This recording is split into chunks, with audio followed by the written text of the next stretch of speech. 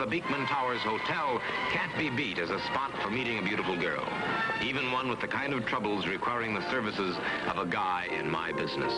Unfortunately, Sylvia Dutton qualified on only 2 counts. She was a girl, and she was in trouble.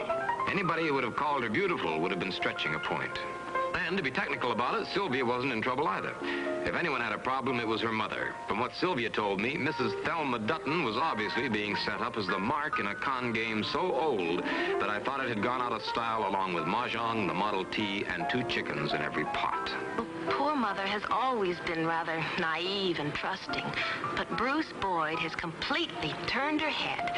And he's years younger than Mother. Why, well, he can't be more than 27 or 28.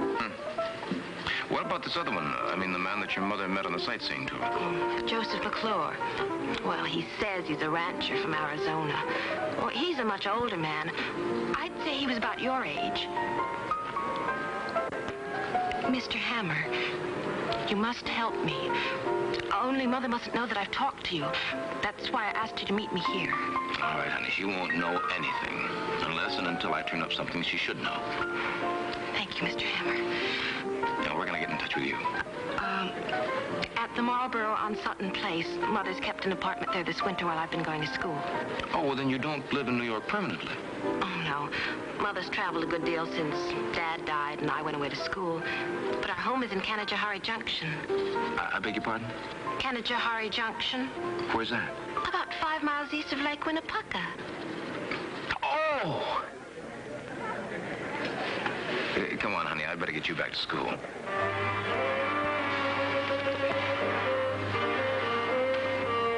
The names of Bruce Boyd and Joseph McClure hadn't rung any bells. That wasn't surprising.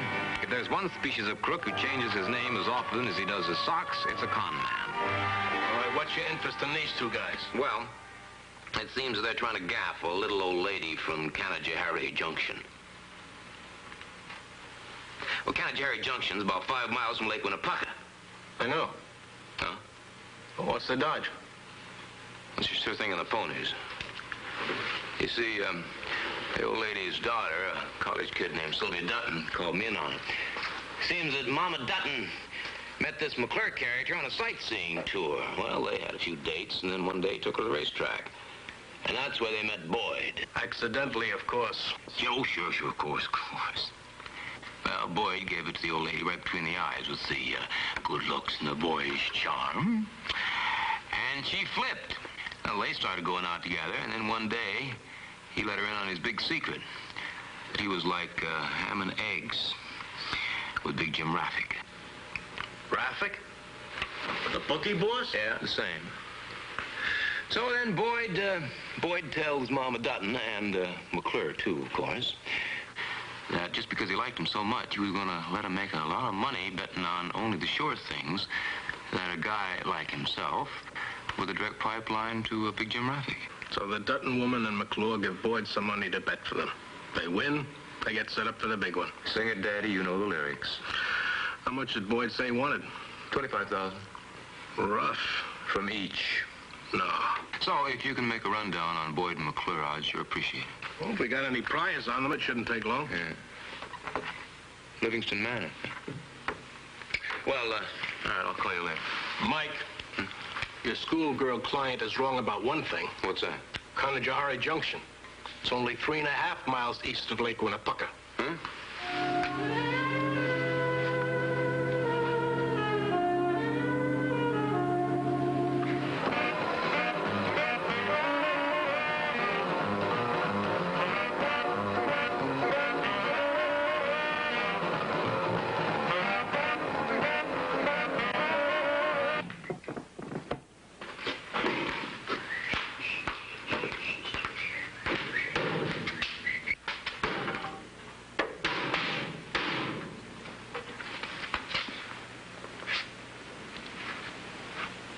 Oh, Hammer. Hey, long time no see. What do you want now? Hey, aren't you glad to see me? Yeah, sure. I got sore tooth. Toots. Hey, what are you doing? Hey, leave your glasses on. Oh, thanks. I'm still paying for the last fare that you broke. The last time you came to visit me. Now, Hammer, what do you want now? I'm looking for Big Jim Raffick. Oh, baby, I ain't even met the guy. What, you run bets for him? Well, Ah, does that make him and me kissing cousins? Hey, I can mention 100 guys who are closer to Raffic than I am. And at least one of them will know how to get in touch with him. No, all you got to do is get on that phone, stay on it until you find out which one it is. Hammer, have a heart. Oh, now, Jeter. Look here, now.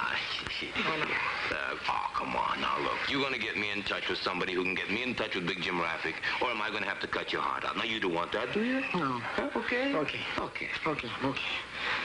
Now, listen, I know a guy that knows a guy who may have a line with Raffic, you understand? But I can't get in touch with this guy that I know until around 6:30. You said I can call him, okay? Huh? Okay? Okay. So, that's... okay. Yeah, sure.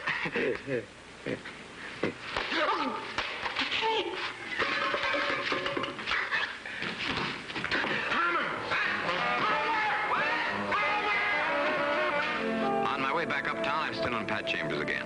He hadn't been able to turn up anything on Joseph McClure, but Bruce Boyd was another story.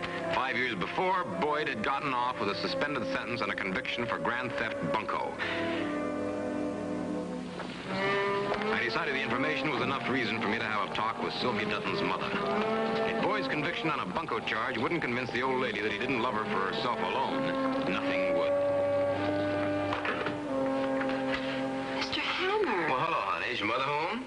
Oh, yes, but... But what? Well, she's angry. I told her that...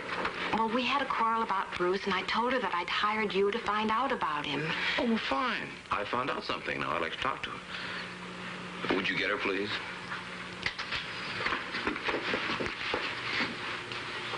Please?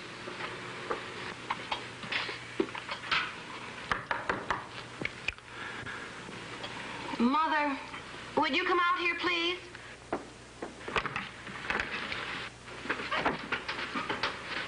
Mother? I'd like you to meet Mr. Mike Hammer. I'm always pleased to meet a friend of Sylvia's. Mother, Mr. Hammer isn't a friend exactly. Won't you come in? I've been expecting you, Mr. Hammer. Well, I must say, I haven't been expecting you, Mrs. Dutton. I'd like to talk to Mr. Hammer alone, Sylvia.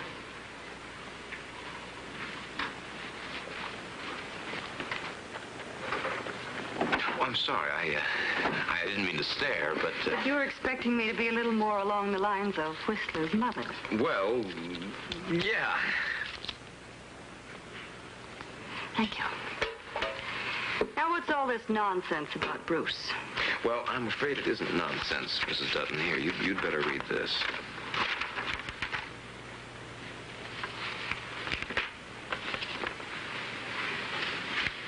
I'm afraid I've been an awful fool, haven't I? I'm sorry.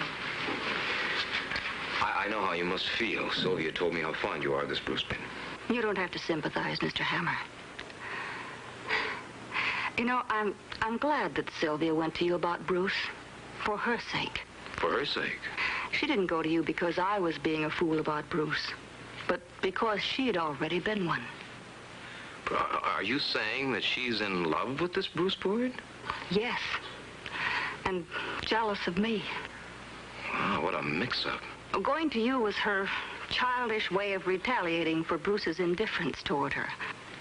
Maybe now she's worked it out of her system. As for the $25,000 I gave Bruce, I'd like to handle that my own way. Well, which way is that? To avoid any newspaper publicity, if possible. Actually, Bruce Boyd hasn't committed anything unlawful yet, has he? Well, technically speaking, no, I suppose he hasn't. Got a dinner date with him tonight. I demand my money back. If he gives it to me, I'd like to forget the whole matter. And if he doesn't? Then you can handle it in any way you see fit. Fair enough, fair enough. I'll wait in my office tonight for a call from you with word from Boyd. You see, if Boyd says no, I want to be in a position to move in before he moves out. I'll call you around midnight. What's your number? Sylvia has it. Oh, now I'm jealous of Sylvia. Bye. Bye. I went back back to the office and called my answering service for messages. There were several. I was interested in only one of them, the one from Jeter telling me that Big Jim Raffick would meet me at the candy store at 8 o'clock.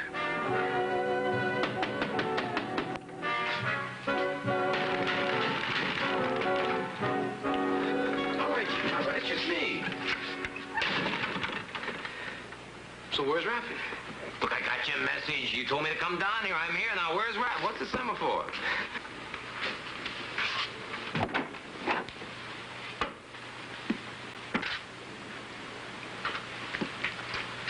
Good evening, Mr. Hammer. What is this, Raffick? Fan him. Whistle your dogs off. Relax, Mr. Hammer. Fan him. You're ticklish.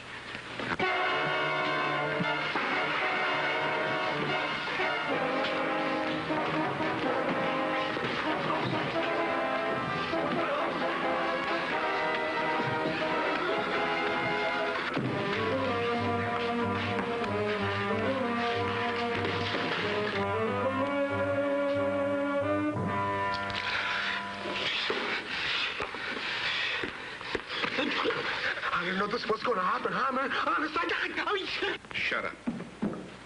You could have saved yourself a hard time, Hammer, if you'd let my boys frisk you. You see, I've been dodging a subpoena from the grand jury, and I had to be sure that somebody didn't get cute and hire you to serve it on me. You satisfied? Temporarily. What's on your mind, Hammer? I'm looking for a guy named Bruce Boyd. You know him. Why are you interested in Boyd? He's hustling a client of mine for $25,000 with a line about surefire bets on the ponies. He was using your name as a come-on for the suckers. Why, that... Now, wait a minute.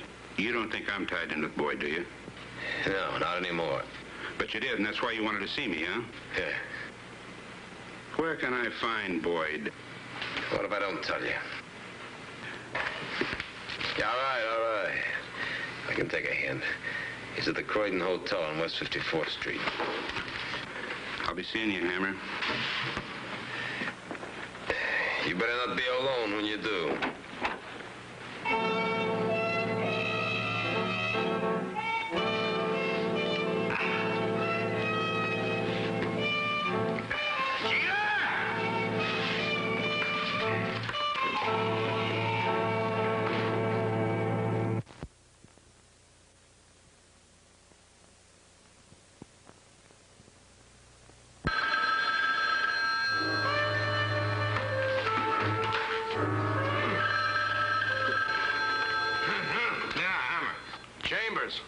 What?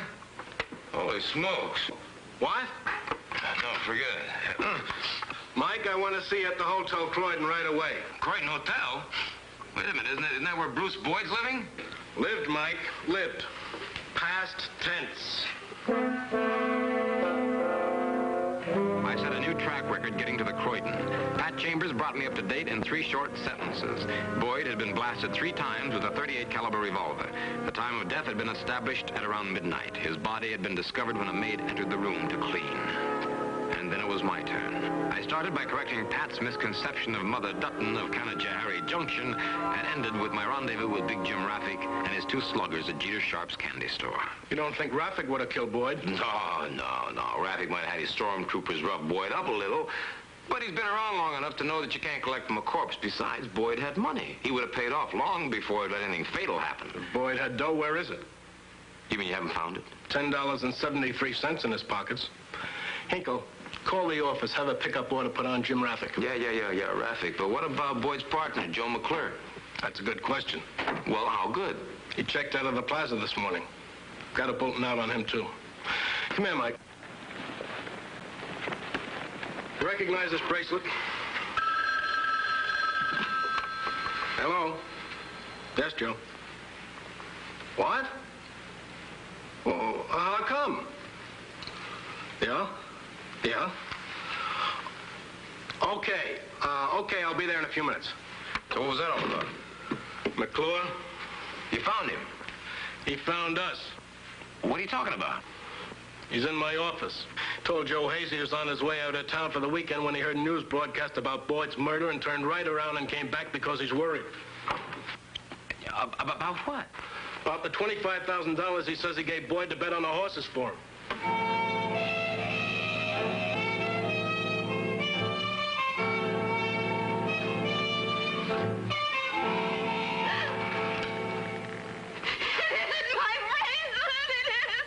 Now, you listen to me now, Sylvia. When Captain Pat Chambers starts questioning you, he'll be wearing his spurs. Now, if you're lying to him, you are... Now, let's stop playing games. Now, you were wearing this bracelet when you had lunch with me yesterday at the Beekman House. That's enough, Mr. Hammer. She's telling the truth. I can prove it.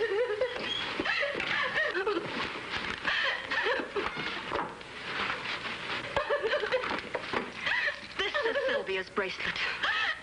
No, Mother. No. It's all right. It's all right, honey.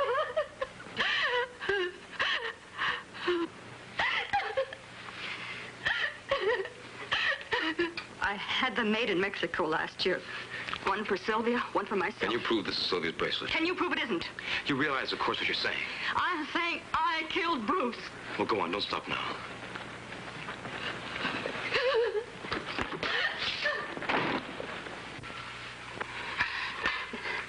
Bruce didn't keep his dinner date with me, so I went to see him. He refused to give my money back to me, so well, he was packing to leave town. His revolver was lying on some clothes on top of an open suitcase. I picked it up. He grabbed me. That's when the bracelet fell off, I suppose. I don't know. Now, go on. We struggled. And somehow the gun went off. He staggered back. I shot him 2 more times without knowing what I was doing. And then? I ran. What about the gun? I took it with me. When I got up this morning, I walked down to the river and threw it into the water. What did you do with the money? I don't know anything about the money. The money was not in Boyd's apartment. I can't help that. Boy, oh boy, oh boy. Come on, Mrs. Dutton. We better get your coat. Come on. Come on. Where are you taking me? Down to Captain Pat Chambers. Come on, honey, get your coat. Sylvia. Sylvia! Something's happened to her. Sylvia! Is there any other door into that room? No. Get out of the way.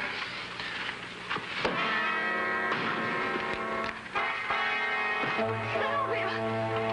Oh, Sylvia! Sylvia, open your eyes. What have you done, baby? What was in this bottle? Grab your face. I said, what was in this bottle?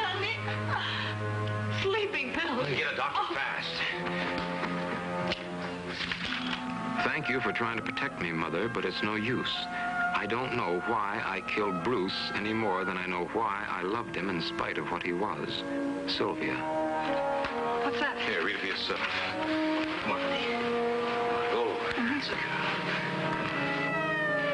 An ambulance rushed Sylvia to Bellevue Hospital. I took Thelma to Pat Chambers' office. Heard anything from the hospital? Yeah. She's still unconscious, but she's out of danger. Captain Chambers will be here in a few minutes. Does he know about that note? No. No, not yet. Mike, please destroy it. She only wrote it to protect me. You know, she says that you're trying to protect her, and you say that she's trying to protect you. Well, I'm telling you the truth. Well, if you are, it's the first time. What do you mean? I mean that you suckered all of us. Sylvia, me, Joe McClure. What do you know about McClure? Well, I know that he's just what he says he is, a rancher from Arizona. He's probably so dumb he shouldn't be left off the reservation, but that's beside the point. The real point is that you and Boyd were partners, right? All right. See, I first suspected it when Chambers told me that McClure was down here in his office worrying about the $25,000 that he had given to Boyd. All right. It's true. McClure was the real Mark. Yeah, but Sylvia had it all backwards, huh? Yeah. All these years, she thought we were living off the money her father gave me when he died. Everything was going just fine. Until Bruce persuaded me to try scoring here in New York. Sylvia met Bruce.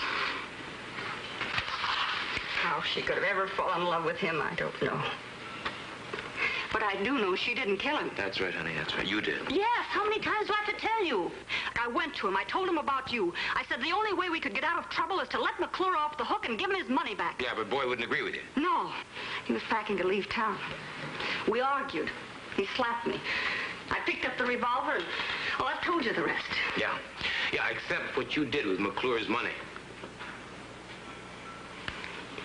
All right. I lied about that, too. Where is the money now? In a safe deposit box in the Seaboard National Bank. I put it there as soon as the bank opened this morning. This morning? Yes. Aren't you forgetting something? What? Today's Saturday. So if the money was in the bank, it was in the bank before last night. And if it was there before last night, you didn't have to argue with Boyd about it. You already had it, and you could have returned it to McClure on your own. Right? Let go! Let go of me! I never knew anybody to fight so hard to confess to something that they didn't do. Like, please let me do this my way. I'm sorry. But everything's my fault. If it hadn't been for me, Sylvia would never have met Bruce. Like, she's just a child. She didn't know what she was doing. I know. The jury will take that into consideration. What difference does it make as long as somebody pays for Bruce's murder? The difference is that Sylvia may go to jail for a few years. But you'd probably get the chair. Oh. Let it go. I don't care. I was never the mother type. I was always too busy for her. I don't know if she ever had any problems. But now she's got a big one. Mike, you've got to let me do this one decent thing. Oh, maybe I better come back later. No, Pat, no. You come back later. You may not find this. What is it? You might say it's the sins of the mother. Hey, wait a minute, Mike. I may need you. No, Pat, you don't need me. The way I feel right now, I don't even need myself.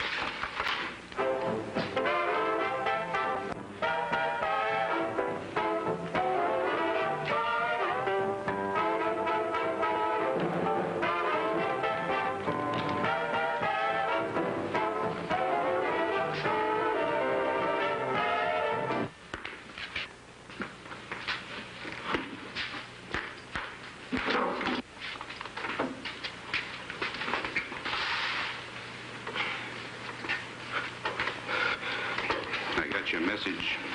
My message? Your message you wanted to see me. Oh, man, you're receiving wrong. I ain't never sent you no message. I sent it, Rafi. Hannah? What is this?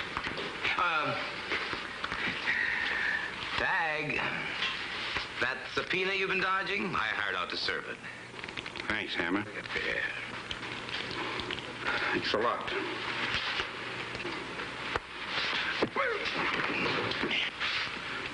You know, I'm glad you did that. Hammer, don't, please. I just had the joint fixed up. Relax, Gina, relax.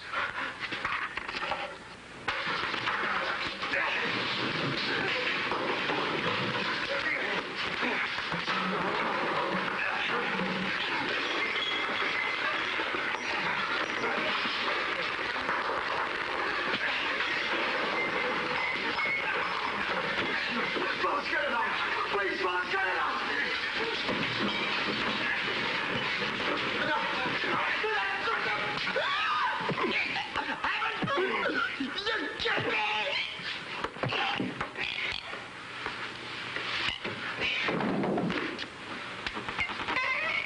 Come on, Gina, that's it. Come on, Gina. That's a boy, huh?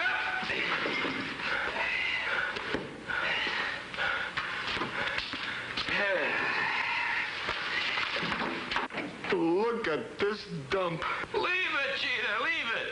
It looks lived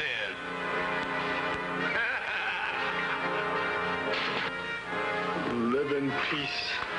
You never knew Mike Hammer, Daddy-o. Sure, man, sure.